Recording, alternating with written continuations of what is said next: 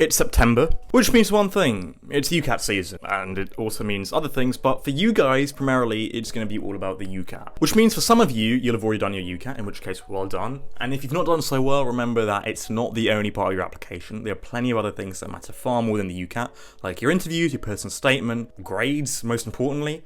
So it's really not the most important thing in your application, and it's just another thing there that helps buff it out a little bit. And if you've done well, congratulations. But the same still applies. Remember to keep working. It's not over yet. You've still got a lot of stuff to do, but congratulations. Well done. The UCAT is a notoriously difficult exam to do well in. So if you have, done well, which is like over 2,700 or 2,650, in that range, if you've got that, that's a really good score and well done. Some last minute tips for those of you who are still going. Very quickly, we're going to talk about 3 things that I learned during my revision period, and I'm going to tell you guys exactly what to do with these things. And hopefully it's going to help you do as well as you can.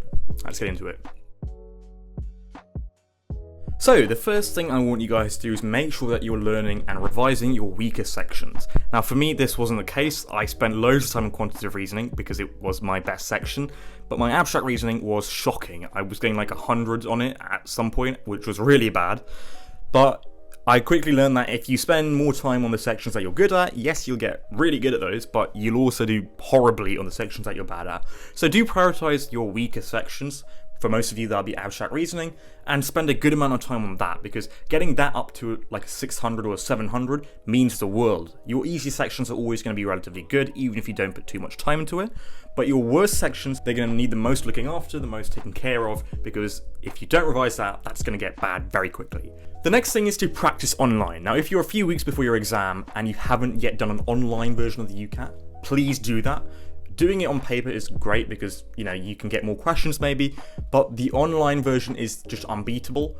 It takes away all of the nerves of doing it. If you practice maybe your online paper a day or every 2 or 3 days, doing one paper online, by the time you come to exam day, you'll have shaken all those nerves away and you won't be nervous at all. And that's what I did. I used Medify because I think it's the best one available, but there are also plenty of others like the Medic Portal, the UCAT official website, but I honestly think getting in the 99th percentile was honestly half down to me just practicing online, because when I came to exam day, it was so easy. It felt like a practice session for me because I'd done it so many times that the nerves just weren't there.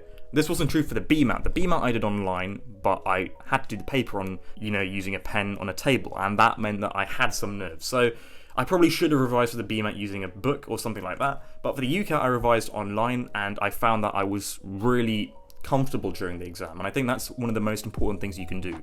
So yeah, use any of those resources, but just please make sure that you're revising online. And the final thing is to get your timing right. Timing is a massive part of the UCAT, and if you don't get your timing, perfect and down to a T, you're going to struggle. Now, the UCAT is unique. Each section is individually timed, so by the time one section's up, you can't go back to that. That's done.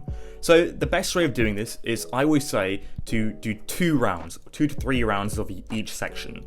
Let's say you've got a 30 question section, which takes half an hour, let's say. That's not a real thing, but let's just say, for 30 questions in 30 minutes. What I would do is, I would do 1 round in 5 to 10 minutes, just looking at every single question, answering the super easy ones, but just at least reading every single question. Now, all this helps you do is to have an understanding of which questions are hard, which questions are easy, and which questions are really easy. Now, you can do the easy questions on your first round, and then you come back once you've done your first set. Now, you still have about 20-25 minutes left, which is plenty of time, and on this time, you already have gone through all the questions, so you know which questions are hard, harder, and really hard. So you can start off doing the relatively hard questions, then do the harder questions, and finally, right at the end, move on to the hardest questions. So this technique of doing 2 to 3 rounds of a section is really easy, and it's just a really basic way of doing it, each individual part of the UCAT.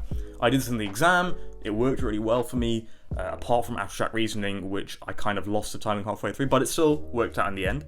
And yeah, I think it's a really easy way to do the UCAT, and it just takes a few mock papers to maybe put it into practice.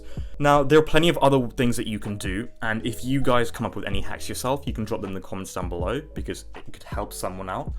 And that's all I want to say, because I don't want to overwhelm you too much before the UCAT.